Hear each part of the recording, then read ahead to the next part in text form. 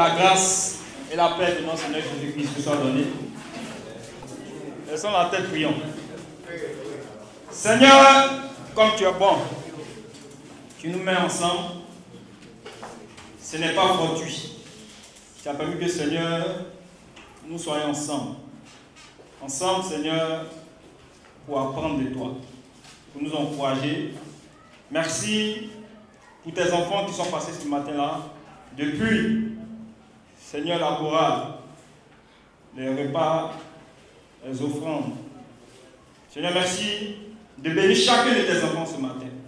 Merci pour ton peuple ici, qui est venu ici, Seigneur. Que, Seigneur, nous n'allons pas comme nous sommes venus. Et je prie que, Seigneur, tu nous fortifies, tu nous restaures, tu nous transformes à ton image. Merci pour toute personne étant ici. Que, Seigneur, tu continues à nous parler. Père, je suis un homme, je ne sais rien, efface-moi, utilise-moi comme un instrument pour encourager ton peuple ce matin. À toi l'honneur, à toi la gloire, à toi la puissance, à toi l'élévation, au siècle des siècles. C'est au nom de Jésus que nous avons prié. Amen. Amen. Chers frères et sœurs, chers amis et invités, nous vous souhaitons les bienvenus à notre premier culte du mois de juin. Et on sait que ce culte ici, c'est un culte qui est dédié de façon spécifique pour la collecte de reconnaissance. Nous savons que nous avons deux objectifs. L'un, c'est de contribuer à écraser. Nous avons un véritable défi ici. Nous devons collecter 44 millions. Et Dieu le fera. Amen. Dieu fera que nous aurons aussi une maison de prière à sa dimension. Donc ici dans notre secteur, comme partout dans tous les secteurs, nous savons que c'est un véritable défi. Au niveau des bourses, pour collecter de l'argent, il y a ceux qui ont peu, on le sait, il y a ceux qui ont beaucoup d'argent. Il y a ceux qui ont peu. Il y a ceux aussi qui n'ont pas grand-chose, il y a ceux aussi qui n'ont rien. Mais chacun d'entre nous ici est appelé à pouvoir contribuer. Donc ce matin, nous allons aller dans le Nouveau Testament, précisément dans le livre de Marc au chapitre 4, verset 25. Marc chapitre 4, verset 25. J'ai lu la parole du Seigneur. Marc chapitre 4, verset 25. Car on donnera à celui qui a, même à celui qui n'a pas, on ôtera même ce qu'il a. Donc c'est à partir de ce verset que sera tiré notre thème de ce matin. Celui qui a et celui qui n'a pas. Donc la première partie de notre encouragement ce matin, on va parler de la diligence. Donc le thème de ce message ce matin, c'est celui qui a et celui qui ne l'a pas. Donc la première partie, c'est la diligence. C'est comme le sous-thème. Quand on lit ce passage, ça nous paraît injuste. Ça nous paraît injuste parce que ici le message que notre Seigneur Jésus-Christ véhicule ici, on peut dire, est-ce que c'est vrai? Comment il peut dire, celui qui a, vous voyez, il lui obtiendra assez. Et celui qui n'a pas, on notera même ce qu'il a. Ça paraît vraiment paradoxal. Cela doit être vrai pour chacun d'entre nous, même si ce passage nous paraît étrange. Et en ce qui me concerne, il y a des questions que je me suis posées. La première question dont je me suis posée, c'est que pourquoi ceux qui ont de l'argent devraient être ceux qui en ont encore plus? Pourquoi ceux qui ont de l'argent devraient être ceux qui reçoivent encore plus? Pourquoi ceux qui ont un peu devraient être ceux qui perdent ce qu'ils ont. Et voici encore une autre question que je me suis posée. Pourquoi est-ce que dans la vraie vie, ce sont ceux qui amassent encore plus qui s'enrichissent? Pourquoi est-ce que les choses sont à l'exact opposé de ce qui devrait être? Même si ce passage, selon nous, nous paraît injuste, il est vrai pour deux raisons. Nous savons notre Seigneur Jésus-Christ. Il disait que le ciel et la terre ne passeront pas. Vous voyez, je vais répondre plutôt. Il a dit plutôt, le ciel et la terre passeront, mais la parole de Dieu ne passera jamais. La deuxième raison pour laquelle ce passage est vrai, est-ce que quand nous sommes là présentement, nous voyons autour de nous, nous voyons ça, nous constatons ça, qu'autour de nous, des gens qui ont plus, vous voyez, ils amassent davantage. Ça, c'est une réalité. On voit ça autour de nous. Et tout le monde veut plus. Nous sommes dans un monde où tout le monde veut plus. Mais ceux quelques-uns obtiennent plus. C'est vrai. Tout le monde veut avoir l'argent. Tout le monde veut être riche. Mais seuls quelques-uns s'en sortent. Alors, qui obtient vraiment plus? N'est-ce pas normal et logique pour nous tous que ceux qui n'ont pas beaucoup de moyens puissent encore recevoir une compensation? Nous souhaitons tous que tout le monde ait au moins du nécessaire. Autour de nous, là, nous souhaitons au moins que tout le monde ait du nécessaire pour se nourrir, pour prendre soin de lui-même. Pourtant, dans la vie quotidienne et dans l'histoire des hommes, nous voyons que celui qui a déjà est celui qui obtient davantage. Nous voyons ça dans notre vie quotidienne. Ceux qui ont ça là, davantage, ils amassent encore plus.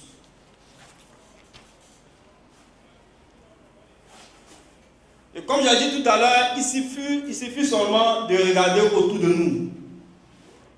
Et nous verrons que, vous voyez, ceux qui n'ont pas beaucoup, ils perdent davantage le peu qu'ils ont.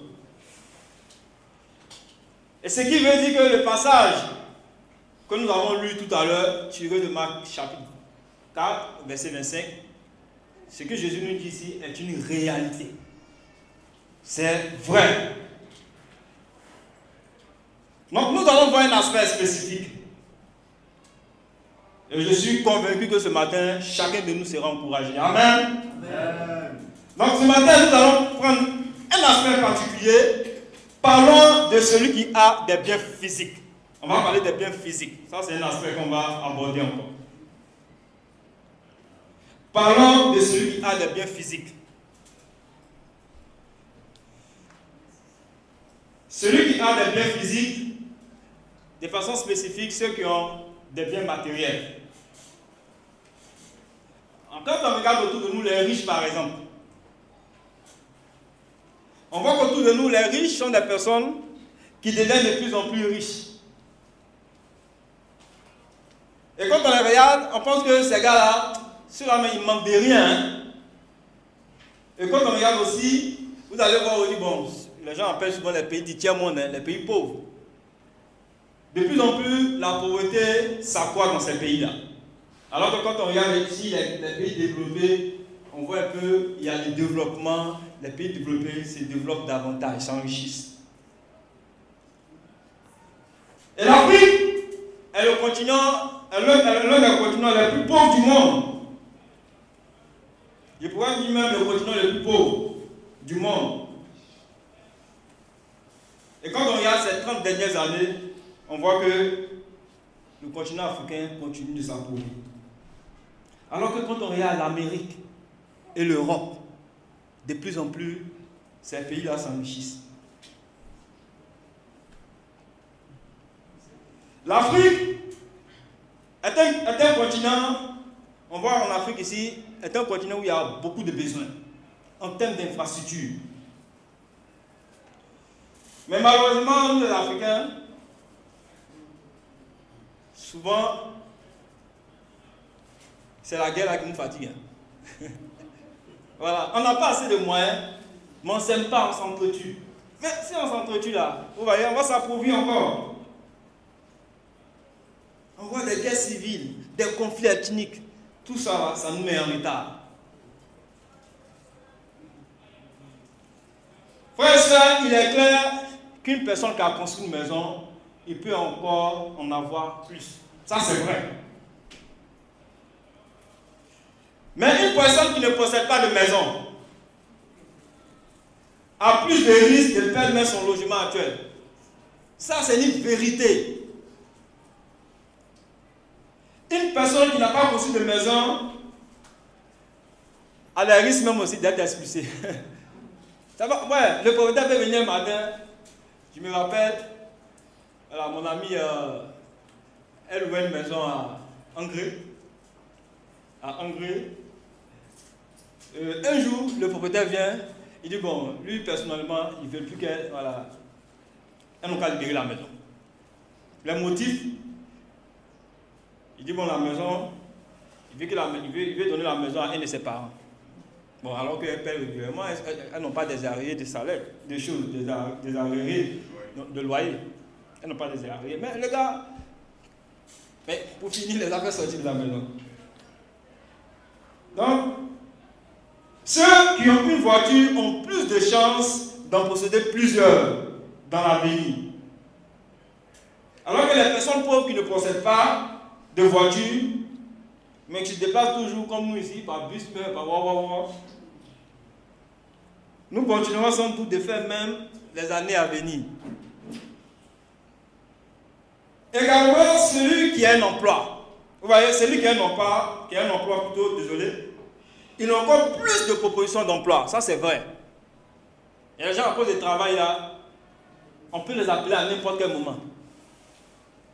À cause des compétences qu'il a, les entreprises peuvent l'appeler. Et même s'il va déposer encore ses dossiers dans d'autres entreprises, il est susceptible qu'on puisse l'appeler, vous voyez, et pour l'employer. Celui par exemple qui va cuisiner à l'hôtel Tchama. Est-ce que vous connaissez l'hôtel Tchama? C'est au plateau, non? Oui. Voilà. Vous êtes susceptible d'être contacté par un nouvel hôtel, Novotel par exemple. Novotel peut t'appeler pour travailler comme cuisinier. Malheureusement, quelqu'un qui vient de terminer sa formation de cuisinier, c'est-à-dire soit dans un lycée hôtelier, il a moins de chances d'être contacté pour le poste au nouveau hôtel, Novotel. Ça, c'est clair. Parce que quand tu finis là, à l'université, quand tu finis là, c'est pas sûr. Hein? Toi-même maintenant, j'ai l'honneur. Et puis, c'est pas toi aussi, mais qui vont t'appeler. Vous voyez? Celui qui a un emploi est plus susceptible d'avoir un autre emploi. Une personne qui travaille en tant que trésorier d'une banque a plus de chances d'être contactée par une autre banque. Ça, c'est vrai. Malheureusement, un jeune diplômé qui sort de l'université, comme il y avait tout à l'heure, a moins de chances d'être contacté par la banque. Aujourd'hui, quand on voit, souvent quand il y a des offres, ils vont mettre en bas plus de 5 ans d'expérience. Souvent, ils se disent, ah, mais si on commence pas en faisant un stage là, comment on va avoir des expériences? Ils vont dire 5 ans, 10 ans d'expérience. Et ça, vous voyez, la sélection est vraiment rude. Ça diminue les chances. Également, celui aussi qui a un enfant. Vous voyez, les personnes qui ont des enfants pourront plus facilement donner naissance à un enfant dans l'avenir.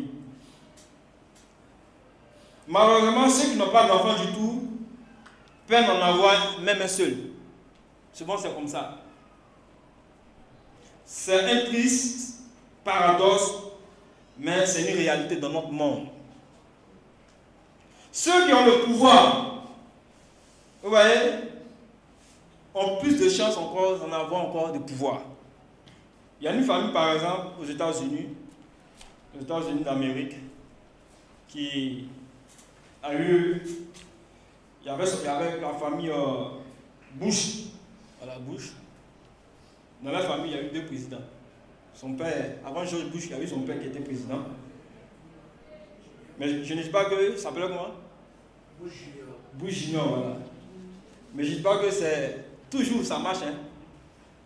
Mais ce qu'il veut dire, c'est que aussi c'est une vérité.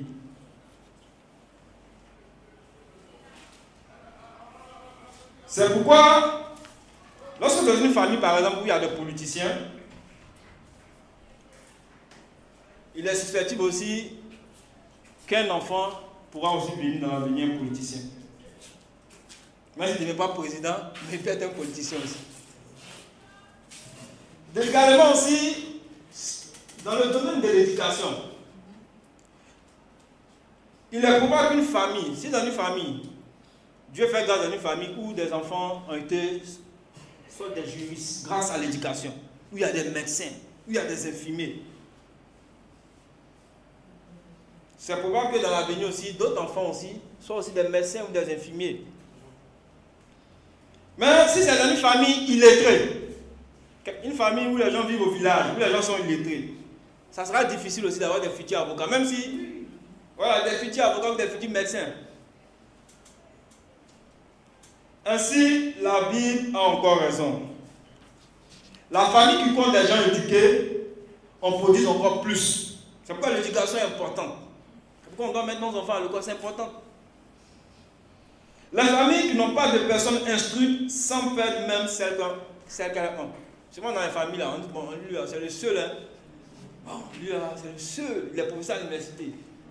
Oui, il est professeur à l'université.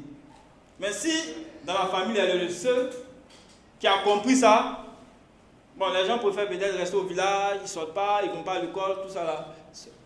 Le jour où il n'est pas là, ça va être des effets. Ainsi, la Bible a raison. Amen.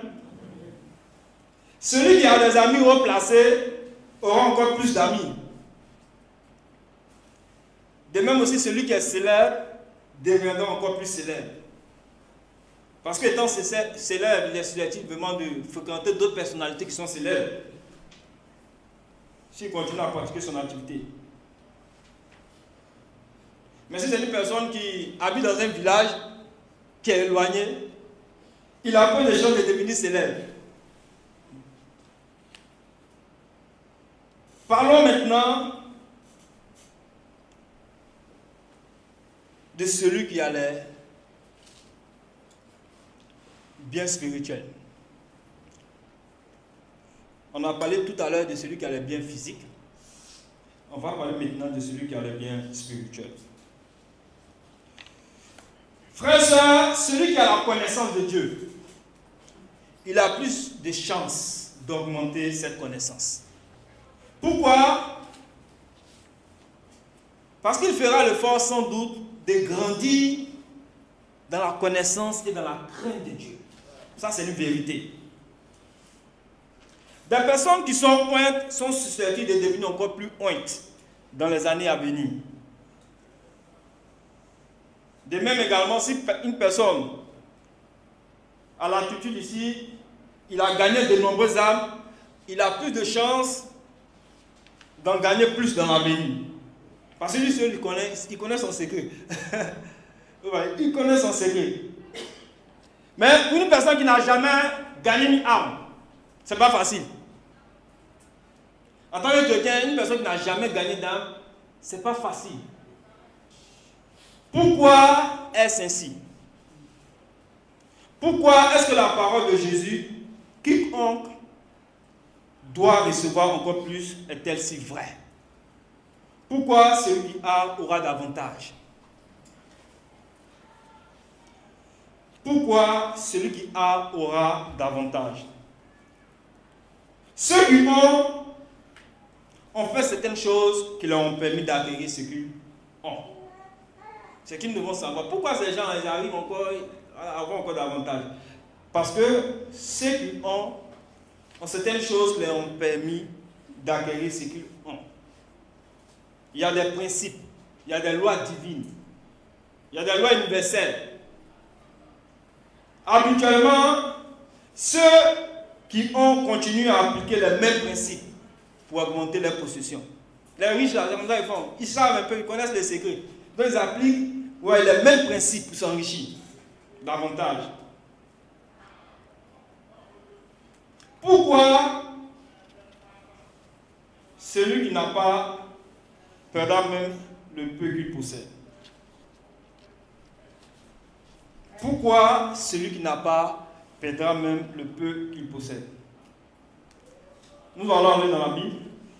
Allons à Matthieu chapitre 25, verset 38. Matthieu chapitre 25, verset 38. Matthieu chapitre 25, verset 28. Là, c'est déchargé. Ok. Matthieu chapitre 25, verset 28. 28, hein?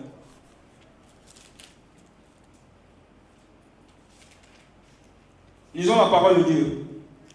Ôtez-lui donc les talents et donnez-le à celui qui a les 10 talents. Voici un verset ici que nous avons l'habitude de méditer là-dessus.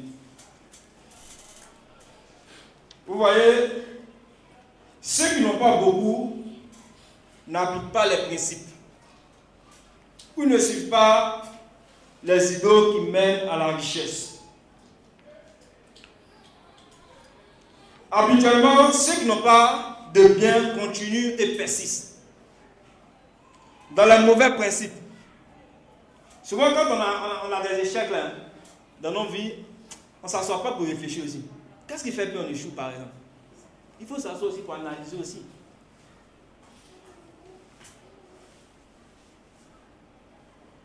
Et quand c'est comme ça aussi, la pauvreté aussi va continuer à s'aggraver. Et les problèmes vont devenir encore plus compliqués. Tout dernièrement, j'ai lu un livre qu'on appelle L'homme le plus riche de Babylone. Je ne sais pas si vous avez déjà lu. C'est vraiment très riche. C'est vraiment très riche. Ça montre un peu l'intelligence financière. L'auteur de George Clason, l'auteur vraiment de cet ouvrage, il a parlé, je crois, de 7 principes pour devenir riche. Bon, je ne sais pas qu'il fait un message, hein, un message de prospérité. On va comprendre, nous on s'en va. Ce n'est pas un message de prospérité. Mais il avait 5 principes. Il a pris l'exemple d'un homme qui s'appelait Akkad. Et il disait que Akkad était un homme très riche à Babylone. Donc il y a les étudiants qui ont voulu voir un peu son secret. Comment il a fait, puis il s'est enrichi. Et il les a partagés 7 principes. Donc j'étais là en lisant le livre, j'ai compris beaucoup de choses. Il a dit ce que lui gagne par exemple, tout ce qu'il gagne comme argent. Certes, il faut enlever la dîme, mais il essaie d'épargner 10% de tout ce qu'il gagne. Là, je dis waouh, 10%. S'il a 10 000, il va faire l'effort lui-même d'épargner 1000 francs de côté. Tout ce qu'il gagne, il l'épargne. C'est important, hein? Il mettait ça de côté. Et il a dit aussi qu'il faut aussi être capable aussi de contrôler aussi ses dépenses. Il a dit, ce n'est pas tout ce que tu désires. Il y a des désirs qui ne sont pas nécessaires. Et puis il y a des désirs qui sont obligatoires. Par exemple, un logement, payer ton logement à la fin du mois, c'est obligatoire, ça c'est nécessaire. Tu ne peux pas jouer avec ça. Sinon, le propriétaire va venir te faire sortir. Mais il dit, ce n'est pas tout. Ce n'est pas tous les désirs qu'il faut satisfaire. Il a dit aussi, il faut fructifier aussi. Il dit, fructifier aussi votre argent. Il dit, pour fructifier ton argent, il faut investir aussi dans des projets raisonnables. Si tu arrêtes de mettre dans un projet bizarre, c'est pas tous les projets que tu mets dedans. Il y a des projets qui ne sont pas raisonnables. Oui, il y a trop de risques. Voilà, il y a trop de risques. Et moi, je sais que je suis tombé dans un projet comme ça. Oui, je suis sorti comme ça. Le projet où il y a trop de risques. Il faut faire beaucoup attention. Il faut analyser un projet avant de s'investir. Où on a épargné, mais malheureusement, l'entreprise est tombée en ruine.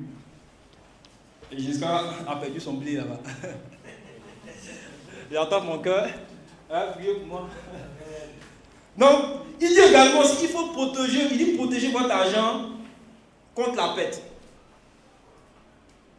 Pour cela, il faut consulter des personnes qui sont sages.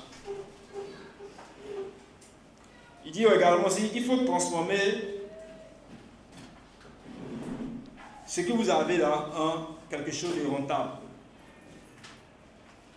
Et il dit également aussi, assurez-vous pour un revenu pour l'avenir. C'est-à-dire, par exemple, si présentement tu travailles, un jour tu seras à la retraite. Donc, il faut se préparer pour cela. C'est-à-dire, il faut planifier dans certains investissements ou faire des économies sûres qui pourraient durer plusieurs années. Et il a dit enfin, il faut augmenter votre habilité à acquérir des biens. Donc, voici un peu ces 7 principes qu'il avait partagés. Mais comme j'ai dit ce matin, je ne suis pas venu pour un message de la prospérité. Mais ce que je veux nous amener à comprendre, c'est que, en ce qui concerne ici les biens spirituels, vous voyez, pour une personne par exemple, qui, certes, Dieu lui a donné une bonne position sociale. Il y a des gens comme ça, Dieu t'élève, donne une bonne position sociale. Maintenant, si dans ton caractère, dans ton attitude, tu n'es pas en train de développer un certain type de caractère positif, ça va te rattraper. Je me rappelle un jour, on était à l'université, il y avait une réunion, il y avait la FESI à l'époque qui avait un souci avec l'université. Donc ce jour-là, on nous invite. On dit les étudiants venez, parce que la FESI était mécontente, voilà, du fait qu'il y avait un problème entre les professeurs, parce que les professeurs, il y avait un souci, les professeurs voilà, étaient en train de réclamer un certain nombre de choses. Donc, avec le président de l'université aussi, donc ça crée aussi certaines choses. Donc, nous, en tant qu'étudiants, on nous invite, on va assister à cela. Et étant là-bas, on assistait, parce que nous, on veut partir à l'école, on veut que vraiment et tout, vous voyez, un compromis, puis nous, on va partir à l'école. Donc, mais pendant la réunion, quand ça a commencé à, je ne sais pas ce qui s'est passé, ça a commencé à chauffer, le président de l'université à l'époque, bon, je vais taire un peu le nom, c'est pas nécessaire. Le président de l'université à l'époque, il y avait des représentants du ministère de l'enseignement scientifique. Les autorités sont venus. Le président de l'université était là, les syndicats étudiantins étaient là, la FESI était là. Et même les syndicats aussi des professeurs aussi, ils étaient là. Donc lui, voici un peu comme institution, il donne aux étudiants. Il dit aux étudiants, lorsque vous serez au cours, si vous voyez qu'un professeur vient vous interrompre, vient siffler parce que les professeurs n'étaient pas d'accord avec un certain nombre de choses, attrapez le professeur, frappez-le. À l'époque. Bon, moi, c'est-à-dire, à un certain moment, il n'arrivait plus à se maîtriser. Il était devenu nerveux. Moi, je n'ai pas reconnu le monsieur là. Son collègue a venu dire, bon, mon gars, s'il te plaît, il faut te calmer. Ce n'est pas nécessaire. Son collègue l'a appelé. Il dit, non, laisse ça. Laisse ça. Hein? C'est pas normal. Pourtant, lui-même, c'est un professeur aussi. Là, tu encourages les étudiants à frapper des professeurs. C'est pas normal. Donc, ici, l'attitude, vous voyez, est importante. Par exemple, si toi et puis moi, avec la colère, on ne se maîtrise pas, on va perdre beaucoup d'opportunités. Tout le monde, il y a vu sur les réseaux sociaux, il y a une femme qui a tellement frappé son enfant, elle a tué son enfant. Tellement frappé son enfant. Et on voit ça. Alors, que devons-nous faire? Alors, que devons-nous faire maintenant? Donc, nous devons identifier les causes des inégalités qui existent dans notre monde, à la fois spirituel et financièrement.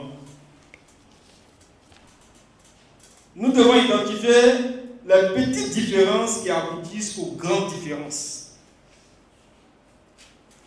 Nous devons suivre aussi les leçons que nous tirons de celui qui a. Il n'y a pas de solution rapide pour passer de la pauvreté à la richesse.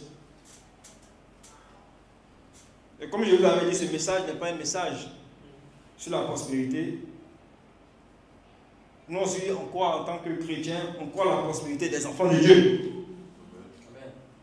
Mais ce message va plus loin pour nous aider à comprendre le principe spirituel que le Seigneur Jésus tente de nous communiquer. Celui qui a doit recevoir davantage.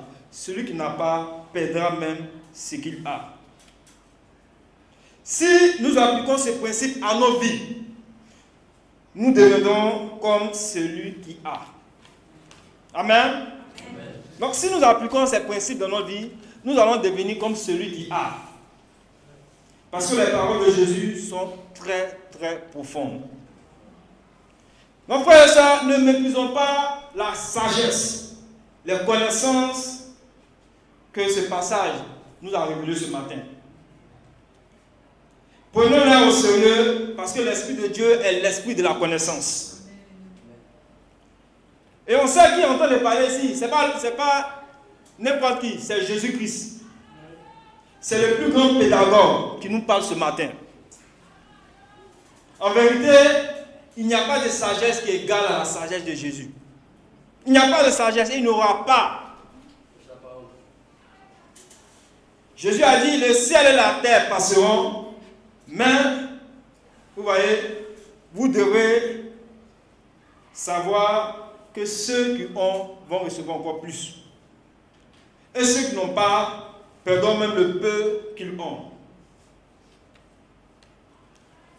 Maintenant, nous allons voir, celui qui a obtiendra plus grâce à son attitude et son caractère. Celui qui a obtiendra plus grâce à son attitude et son caractère. 1 Pierre chapitre 5, verset 8.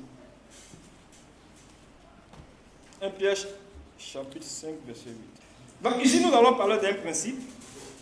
Alors, allons en 2 Pierre chapitre 1, verset 5 à 8. 2 Pierre chapitre 1, verset 5 à 8. Donc, nous avons presque fini. Hein? Voilà, c'est que 2 Pierre chapitre 1, verset 5 à 8. À cause de cela même, faites tout vos efforts pour joindre à votre foi la vertu. À la vertu, la science. À la science, la tempérance. À la tempérance, la patience. À la patience, la piété. À la piété, l'amour fraternel. À l'amour fraternel, la charité. Verset 8. Car si ces choses sont en vous, et ils sont avec abondance. Or, si ces choses sont en vous, et ils sont avec abondance, elles ne vous laisseront point oisifs, ni stériles, par la connaissance de notre Seigneur Jésus-Christ. Amen. Amen. Il dit au verset 9, mais celui en qui ces choses ne sont point est aveugle. Il ne voit pas de loin, il a mis un oubli à la purification de ses anciens péchés. Amen. Amen. Donc voici ici ce que l'apôtre Pierre nous dit ici. Et c'est aussi une vérité. Ce passage nous montre que si nous avons certaines choses en nous, il est fort probable que ces choses puissent augmenter. Amen. Amen. Si nous avons certaines choses en nous, certaines attitudes ou traits de personnalité positifs, frères et sœurs, nous n'allons pas rester stériles, improductifs, infructueux. Donc, ces choses que ici l'apôtre Pierre ici fait référence sont des traits de caractère positifs. Il nous parle de la vertu, il nous parle de la connaissance, il nous parle de l'amour fraternel, il nous parle également de la tempérance, qui sont des traits de personnalité positifs. Et ces traits de personnalité nous permettent d'échapper à l'improductivité, à la stérilité, à la pauvreté spirituelle. Vous voyez, la stérilité de celui qui n'a pas témoigne de l'absence de certains traits de caractère positifs chez ce dernier. Par exemple, si tu vois par exemple, au niveau de la maîtrise de soi, c'est quelque chose vraiment qui est difficile. Tu n'as pas vraiment de maîtrise de soi. Ça fait que, à ce niveau-là, tu es improductif. Donc, il faudra aussi que tu puisses également travailler par rapport à cela. Parce que quand on est baptisé, là, c'est pas fini. Hein? Après le baptême, c'est pas fini. C'est pourquoi ici, l'apôtre Pierre dit ici d'ajouter en une fois ces différents traits de personnalité là. Quand tu es baptisé, c'est pas fini. Il faut travailler à cela. Et ces traits de personnalité ici sont identifiés dans la parole de Dieu et dans ces passages. Et ce sont ces traits de personnalité là qui nous feront, vous voyez, nous tous ici, des personnes riches. Mais pour cela, il faut que chacun de nous puisse identifier. Chacun de nous puisse identifier et développer ces traits de personnalité. Celui qui a, la Bible nous dit que celui qui a pourra également aussi développer ces traits de personnalité. À telle enseigne que la pauvreté, la stérilité spirituelle disparaissent totalement dans sa vie. Et l'un des traits de personnalité que ce matin nous allons aborder, c'est beaucoup, on va parler ici de la diligence. On sait que la diligence, c'est un trait de personnalité fondamental. On va parler de la diligence. Je sais qu'ici, il y a beaucoup de traits de personnalité. Mais la diligence, on sait que la diligence, c'est la promptitude. C'est être zélé par rapport à quelque chose, c'est être assidu. Mais ça nous permet aussi, par moments aussi, d'être persistant et constant dans quelque chose. La diligence nous permet aussi de pouvoir résoudre un certain nombre de problèmes. C'est-à-dire quand tu es quelqu'un de diligent, ça te permettra aussi à surmonter des difficultés et accomplir de grandes choses. Donc, voici quelques choses à savoir à propos de la diligence. La première chose, la diligence est le trait de caractère qui rend une personne riche. La diligence est le trait de caractère qui rend une personne riche. Ça, on va voir ça dans le livre de Proverbes, au chapitre 4. Au chapitre 10, verset 4. Celui qui agit d'une main lâche s'appauvrit, mais la main des diligents enrichit. Proverbe, chapitre 10, verset 4. Et j'ai dit tout à l'heure, la diligence est le trait de caractère qui rend une personne riche. Si tu as quelqu'un, tu vois, tu fais la chose par la négligence. C'est-à-dire, même si toi et moi, notre vie spirituelle, là, nous ne prenons pas ça au sérieux, nous allons nous appauvrir spirituellement. Ça, c'est un principe et c'est une vérité. Que ce soit dans chaque aspect de notre vie. Si on fait les choses de façon lâche, nous allons nous appauvrir. Ça, c'est une vérité. Ce qu'il faut savoir aussi, la deuxième chose, c'est que la diligence est le trait de caractère qui forme un leader. La plupart des grands leaders qui sont riches et prospères ont appliqué ces principes. Souvent, ce sont des personnes qui aiment anticiper sur les autres. Et on va voir ça ici en Proverbe 12, verset 24. La main des diligents dominera, mais la main lâche sera tributaire. Et comme j'ai dit tout à l'heure, la plupart des personnes riches Ce sont des personnes qui sont en avance sur les autres. Il y a des personnes, par exemple, pendant que nous on dort là, elles travaillent, hein, ils sont en train de réfléchir. Bon, ça là, voici comment je vais faire. Lui, il se projette dans 20 ans, 30 ans. Voici comment il pense. Dans 20 ans, 30 ans. Et même, il y a des pays, il y a des pays même, à présent, qui... J'avais vu ça. Il y avait un pays, par exemple, qui... Ouais, ce sont les Américains. Je crois qu'ils ont un gisement de pétrole. Hein. Voilà, il y a un gisement de pétrole, j'ai un peu oublié. Donc combien d'années, mais ils ont préparé ça pour des générations futures. Et ils n'utilisent pas ça. Ils n'utilisent pas. Ils peuvent aller dans d'autres pays là-bas, voilà, en acheter, et même créer des conflits. Bon, ça c'est possible hein, dans d'autres pays, mais eux là, leurs gisements, là, ils ne touchent pas ça. Ils sont en train de se préparer dans 100 ans, dans 50 ans.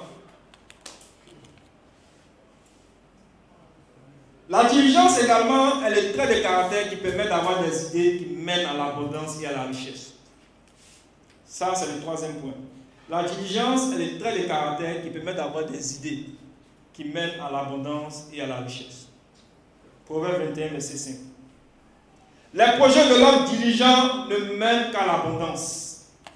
Mais celui qui agit avec précipitation n'arrive qu'à la disette. La dit que les projets de l'homme diligent ne mènent qu'à l'abondance. Mais celui qui agit avec précipitation n'arrive qu'à la disette. Et ça, c'est une vérité.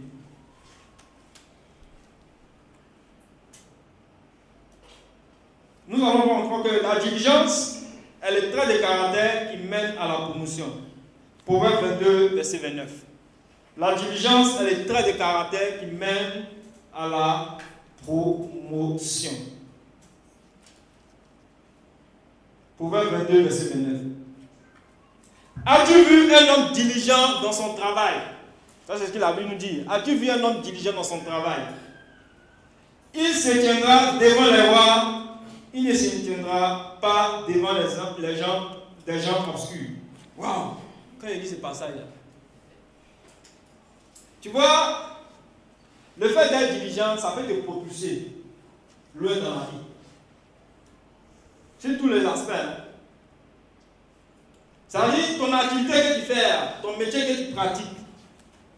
Si tu es quelqu'un de diligent, des gens même vont venir, des gens vont chercher à te voir. Ils vont chercher à te voir, qu'importe l'activité que tu pratiques. C'est pourquoi Martin Luther King disait que si tu es un balayeur de rue, fais en sorte que tu sois le meilleur balayeur. Si tu es un professeur, fais en sorte que tu sois le meilleur professeur. Et les gens vont courir derrière toi ici.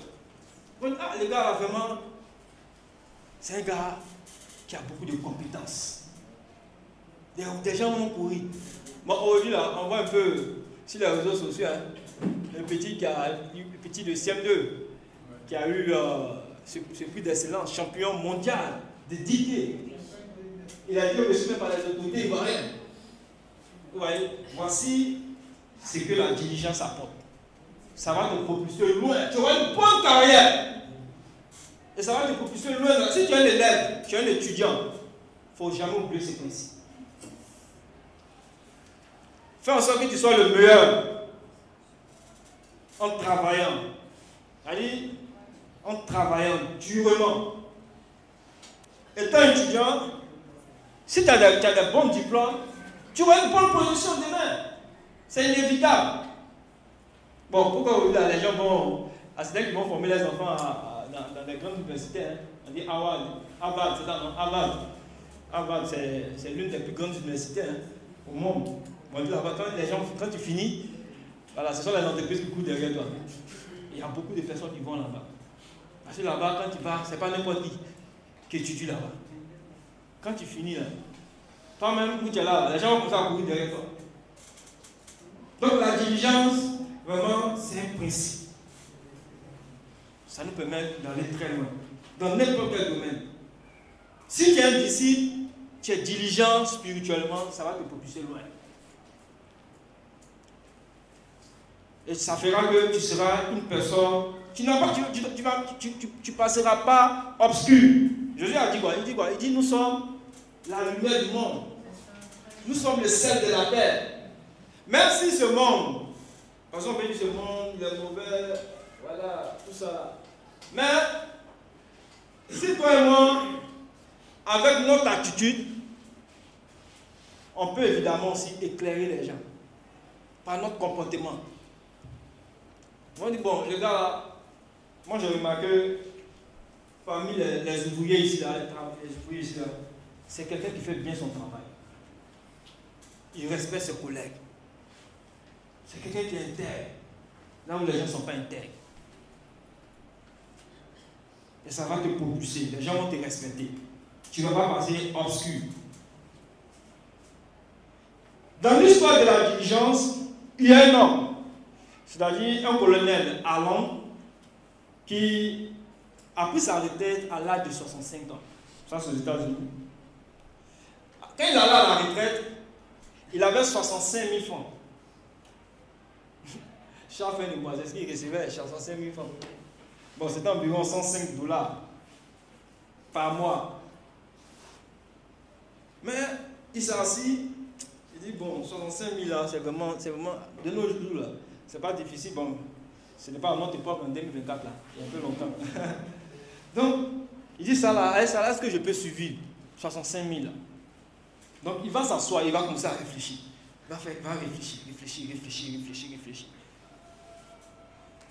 Ne pouvant pas vivre de sa retraite, il a pris une recette de poulet et il a décidé de créer un business.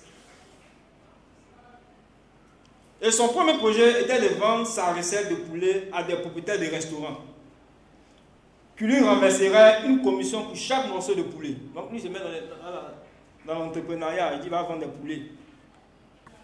L'histoire, on dit que ce gars, il contactait ici des restaurants.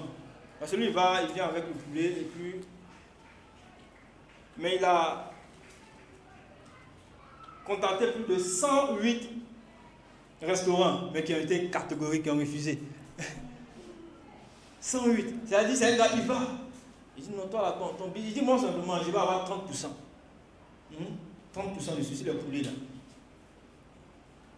Quand le poulet est vendu, 30%. Et après l'avoir fait, mais il ne s'est pas arrêté là. Et selon la région, on dit que ça, la 109e fois que des propriétaires de restaurants ont décidé d'accepter. Mais ce n'était pas facile. Vous comprenez mieux maintenant que la définition de la diligence, l'effort persistant et constant pour réussir à résoudre un problème, pour surmonter la difficulté et accomplir de grandes choses. Donc, après 2 ans passés à réaliser des ventes quotidiennes, il a obtenu la signature de 5 restaurants au total. Ce n'était pas facile. Mais il a persisté. Et vous savez comment l'histoire s'est terminée? Effectivement, son projet a abouti. Parce que il a signé un partenariat avec 600 restaurants. 600 restaurants partout aux États-Unis. Et après, il a créé son entreprise. Voilà, qu'on appelle, c'est un nom anglais, Kentucky Fried Chicken. En 1964, il a été racheté par le futur gouverneur de Kentucky, John Brown. Même si la vente de son affaire a fait de lui un multimillionnaire. Il a continué à représenter et à promouvoir KFC jusqu'à sa mort en 1990. Et cette histoire, vraiment, nous enseigne tous ici. C'est quelqu'un de dirigeant qui a persévéré et est devenu un multimillionnaire. Donc, frères et sœurs, l'histoire de ce colonel ici nous apprend beaucoup de choses. À l'âge de 65 ans, Alan Sander a décidé que son idée de poulet était la bonne. Et il a refusé d'abandonner en dépit des échecs répétés. Il a eu des échecs. Mais il dit ça, moi je n'abandonne pas. Parce qu'il savait où il allait. Il avait une vision. Il savait où il allait. Malgré les échecs, il a toujours continué. Qu'en est-il à chacun d'entre nous ici? Lorsqu'un obstacle se présente, je me dis ça là, ah vraiment, voilà, ma vie spirituelle là, je lutte avec tel péché. Bon, ça là, si je pouvais abandonner même. Depuis là, c'est la colère qui me fatigue. Facilement, j'arrive à mentir. Et souvent, on veut abandonner. Ce que nous devons faire, c'est de toujours continuer à travailler là-dessus. Amen. Amen. Il faut toujours continuer à travailler là-dessus. C'est ainsi que Jésus nous a dit de voir la diligence. Luc 11, verset 9.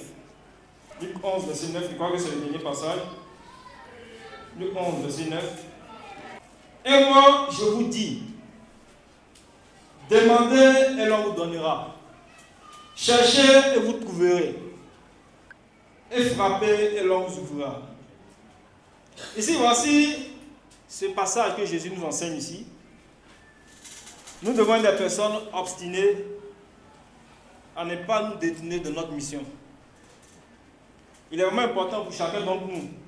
Lorsque nous avons un objectif, nous devons être fixés sur cet objectif. Certes, il y aura des difficultés en chemin. Aujourd'hui, nous tous, on a pris les enveloppes là, par rapport à la couleur de reconnaissance. Il y aura des difficultés, des obstacles. Mais nous ne devons pas désespérer. Armons-nous de courage. Vous voyez, armons-nous de courage. Même si c'est difficile. Voilà. Tu es assis peut-être présentement ici. Tu traverses des choses dans ta vie. Moi, je ne sais pas. Mais qu'importe le problème que tu traverses, si tu appliques ce principe de diligence, il n'y a rien au monde qui peut t'arrêter. Parce que Dieu sera avec toi pour te donner la victoire. Qu'importe le trait de caractère que tu as, tu peux dire, bon, souvent on va dire, moi, je suis né comme ça, je ne vais pas changer. Souvent c'est comme ça. Je suis né comme ça. Bon. Par exemple, tu as un défaut, peut te faire un reproche par rapport à ça. Non, moi je suis né comme ça. Si tu viens avec mon ami là, si tu fais avec mon ami là, c'est pas la peine de marcher avec moi. Mais on te fait un reproche par rapport à ça. Tu dois changer. Change. Même si tu es né comme ça, mais tu peux travailler ce caractère. Parce que la Bible dit, celui qui n'a pas là, qui n'a pas, l'apôtre Pierre, il est vraiment clair. Il dit, celui qui n'en possède pas est un chrétien stérile. Il aveugle. Il ne sait pas que ses péchés ont été pardonnés. Donc les traits de caractère, il faut les travailler. Si nous ne travaillons pas ces traits de caractère, ouais, on ne pourra pas entrer dans le royaume des cieux. Ne dis pas que bon, c'est comme ça que je suis né, et moi je ne peux pas changer. Si on te fait des points par rapport à un certain nombre de choses, tu t'assois, tu analyses, et puis tu essaies de travailler à cela. Amen. Amen. Donc la prochaine fois, nous allons parler d'un autre trait de caractère positif. Aujourd'hui, nous allons parler de la diligence. Donc prochainement, nous allons voir un autre trait de personnalité ici. Parce que quand on a lu un peu le passage de Pierre au chapitre 1, on a vu qu'il y a beaucoup de traits de caractère positif. Nous pouvons aller à la maison reméditer là-dessus. Essayer vraiment de voir où, si c'est un trait de caractère où nous n'en avons pas là, essayer vraiment de renforcer ça. Amen. Et ce que nous avons, nous devons essayer de les améliorer pour la gloire de notre Seigneur Jésus-Christ. Que Dieu vous bénisse et à lui ce soir la gloire. Amen.